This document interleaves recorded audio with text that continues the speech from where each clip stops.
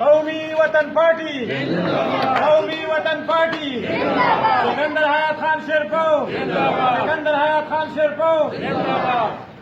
اعوذ باللہ من الشیطان الرجیم بسم اللہ الرحمن الرحیم زه ستاسو ټولو ډېر زیات مشکور یم چې ډېر په لږ تنګ وخت کې تاسو راغلی او په دې پروګرام کې شریک شوئ چې زموږ پروګرام خو چې یو غټ پروګرام به کوو او د کافي ورځو نه زموږ خبرې روانې وې په بنیادي طور باندې څه پکې مخکې دغه وبا صورتحال راغی د هغې د وجې نه څه دغه وشو او بیا څه دلته کې کلي کې څه داسې واقعات وشو په دوی په خاندان باندې دا دوه غمونه رالل د هغې د وجې نه مونږ دا پروګرام مختصر کړو خو هغه ډېر مختصر کولو باوجود چې دی زما خیال دی نه یو جلسه جوړه شوه او دې نه دا اندازه کېږي چې دا د خلکو خواهش و چې یاره زمونږ دا اتفاق و اتحاد راشي او زه په دې باندې ستاسو هم ډېر مشکور یم او د دې هم ډېر زیات مشکور یم اسماعیل خان او د هغوی ټول خاندان جهانګیر خان ټول مشران د هغوی له زه دا یقینداني ورکوم چې تاسو یو صحیح فیصله کړې ده او انشاءالله یو ځای به د دې علاقې د ترقۍ د سوکالۍ لپاره یو ځای به جدوجہد به کوو به او انشاءالله د ملي رهبر جناب آفتاب احمد خان شیرپو په مشرۍ کې به دا خوره چې ده دا به د ترقۍ په لار روانه وکړه زموږ په دې ضلع کې یو ډېر لوی واقع شوې ده چې چا د هغې واقعې اورېدلې دي د هغوی زړه دردېدلی دی د 2.5 کاله یو ماشومې سره کم زیاتې چې وشو بیا د هغې چې کم قتل شوی دی زما خیال په دې باندې چې څومره مفسوس وکړو نو ډېر کم زما اوسه پورې ذهن دا نه مني چې یو انسان به داسې کار څنګه وکړي ځکه چې 2.5 کاله ماشومه هغه به څه دغې نن سهار زه د هغوی کور ته م لاړم د هغې والد سره مې تعزیت مې وکړو د مشر د لخوا دا پیغام مې ورکړو چې یاره زمونږ پارټي ټوله تاسو سره ولاړه ده په دې غم کې او تاسو کوم ځای کې څه دغه پکار دي مونږ به تاسو سره پوره تعاون به کوو خو د افسوس خبره دا ده چې که لږ تاسو عداد و شمار راوالی نو تېر 2-3 کاله کې داسې قسمه واقعاتو کې اضافه کېږي لګیا په دې کال کې په دې 8 میاشتو کې څه تقریبا 182 داسې کیسونه چې دي دا ریپورټ شوي دي ډېر داسې کیسونه چې دي هغه ریپورټ کېږي هم نه خو 182 کیسونه په یو کال کې کېدل دا زما خیال د زموږ لپاره تشویش او د فکر مقام دی او بیا د هغې نه هم زیات کوم چې د تشویش او د فکر مقام دی هغه دا دی چې که کوم کیسونه دی کې دې نه مخکې چې ریپورټ شوي دي یا دا چې شوي دي په هغې کې عدالت ته سزا چې ده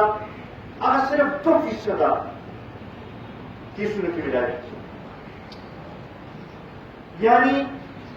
په دومره 182 کې 2% څه شو دغه 3 کې څه شو چې مطلب چې سزا به ملاوېږي دې باندې موږ ته سوچ کول پکار دي ډېر خلک دی کې جذباتي خبره کوي دغه کوي خو په دې باندې پوره یو دغه پکار دی بعضې خلک دې باندې ډېر اسان رنګ ورکوي چې یاره فحاشي زیاته شوه مغربي دنیا کې که موږ وګورو نو د هغې په مقابلې کې خو موږ ډېر ښه یو هلته کې ولې داسې نه کېږي دلته ولې دا شی زیاتېږي لګیا دی په دې شي باندې سوچ کول پکار دی دې لپاره یو پوره حکمت عملي جوړولو ضرورت دی چې په هغې کې د قانون کې چې کوم موجوده حکم دی هغې لرې کول هم ضرورت دی او سره په خلکو کې آګاهي مهم چې دی د هغې ضرورت دی چې داسې قسمه واقعاتو روکتام چې دی هغه وشي او سره د حکومت تر لخوا چې په دې کې امپلیمنټیشن دې صحیح کیږي او داسې کیسونه چې دي چې هغه چې دې پرسو کیږي دي چې داسې خلکو ته سزا ملو شي او سزا مله سخته سزا ساتل پکار چې کم از کم آینده لپاره څوک داسې سوچ مونه کړي چې داسې واقعات دغه شي په دې باندې پوره یو دغه پکار دی افسوس دا دی چې د موجوده حکومت کې داسې د دې سوچ و د دې دغه والے څوک شته نه چې هغوی نه موږ راته ولرو چې هغوی به دا مسایل حل کړي قومي وطن پارټۍ نه ډخه موږ چې داسې کوم واقعات کېږي په هغې کې به دا موږ تاسو ته تسلي راکړو چې موږ به خپل کردار ادا کوو هغې پورې به پرام نه کړي نو څو پورې چې دې قانون کې چې کم څه کم دی چې هغه لیکلی شوی او څو پورې چې چېرې لپاره داسې حکمت عملي نه جوړه شوې چې داسې واقعات چې دی آینده ونه شي ځکه چې نن د ورکوټې زینب سره دا وشي سبا د بل چا سره کېږي سبا د بل چا سره کېږي خدای پاک دې نه کړي چې داسې وشي واقعات خو څو پورې چې د دې صحیح روکتام نه شوی دا مسایل چې دی دا به همداسې جاري وي ما نه مخکې یمین بچم په هغې باندې خبرې وکړې په دې دوه نیم کاله کې زما خیال دی چې دې حکومت کومې خبرو باندې خلکو نه ووټ غوښتي وو کومې وعدې کړې وې دې خلکو سره په هغې کې په یو شي باندې عمل نه دی کړی او بیا خصوصا چې وګورو نو معیشت چې کوم ځای ته رسېدلی دی زما خیال دی دومره خراب حالات د معیشت مونږ په تاریخ کې داسې لیدلي او بیا خصوصا په معیشت کې د ګرانۍ چې کوم پوزیشن د پرون ما کتلو چې د ورلډ بینک یو سروې ده او نور څه معاشي ایکسپرټس سروې ده چې د خوراکو څیزونو کې صرف په 2 کالو کې 33% لا اضافه شوې 33% لا بیا قرضو کې 16,000 اربه په 2 کالو کې 16,000 اربه په نوم باندې یادېږي 16,000 اربه او چې د دې تپوس کې موجوده حکومت نه هغوی ته خو اسان نه دی چې یاره دا د تېر حکومتونو د وجې خو چې معاشي ایکسپرټس نه تپوس وکړي نو هغوی درته وایي چې د دې وجه دا ده چې زموږ یو خو پیداوار کم شوی دی او بل دا چې دې 2 کالو کې مونږ ریکارډ پیسې زیاتې چاپ کړي دي د خپلو خرچو سرته رسولو لپاره موجوده حکومت چې دی هغه روزانه په بنیاد باندې نوټونه چاپ کوي چې نوټونه چاپ کېږي سرکولیشن زیات شي سرکولیشن چې زیات شي هغې سره قیمتونه په خپله زیاتېږي او د هغې نتیجه چې ده د هغې په دې ګرانۍ کې دا چې دا نن کومه راغلې ده او لا نن سهار خو به تاسو بله توګه هم کتلي چې 83 پیسې بجلي نور هم ګرانه شوه زما خیال دی دا 8م ځل دی په دې 2 کالو کې چې د بجلۍ قیمتونو کې اضافه کېږي او اوس په داسې حد راغلی دی چې هر کس کور ته چې د بجلۍ بل راشي زما خیال دی هغه ورځ چې دی هغه د ماتم ورځ وي هغه په دې نه پوهېږي چې یاره دا بل به د کوم ځای نه ورکومه د خپل بچو له 2 وخته روټۍ به کوم ځای نه پیدا کومه دا خپل دا ژوند به څنګه تېرومه دا داسې صورتحال جوړ شوی دی همدغه وجه ده چې مونږ دا وایو چې دا موجوده حکومت چې دی دا مکمل طور باندې ناکامه شوی او دغه وجه ده چې ټولې سیاسي پارټۍ را یو ځای شوي دي د پاکستان ډیموکریټک موومنټ په نوم باندې یو اتحاد جوړ شوی دی او د هغې اتحاد همدغه مقصد دی چې دا کومه ګراني پر دې قوم باندې مسلط شوې ده دا کوم طریقې سره چې په بېروزګارۍ کې اضافه شوې ده دا کوم طریقې سره چې په غربت کې اضافه شوې ده په دې 2 کاله کې 2 کروڑه خلک چې دي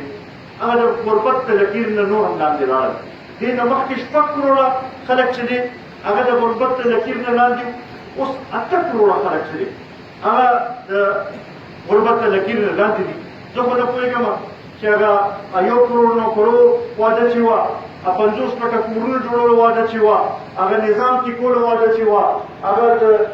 مدینې ریاست بنیاد یې خبرو چې واده چې وه هغه کم ځای ته راغله او دې خلکو سره څه کېږي لګیا دوی خو چې څه لږ شرط مشکل راشي دا به ټول زور چې دی هغه د عوامو نه وباسي مونږ چېرته دا ونه لیدل چې څه داسې د کرپشن مافیا خلاف څه اقدامات چت شوي د چینو مافیا خلاف څه دغه شوي د وړو مافیا خلاف دغه شوي دا کوم ځای ته چې دا قیمتونه ورسېد دا به څه وخت درکړي همدغه وجه ده چې دا پوزیشن پارټۍ را یوځای شوي دي او دا یو تحریک مونږ شروع کړو لګیو چې په هغې کې به دا 4 جلسې دي مخکې او بیا په اسلام آباد ته به ځو او همدې دغه لپاره چې د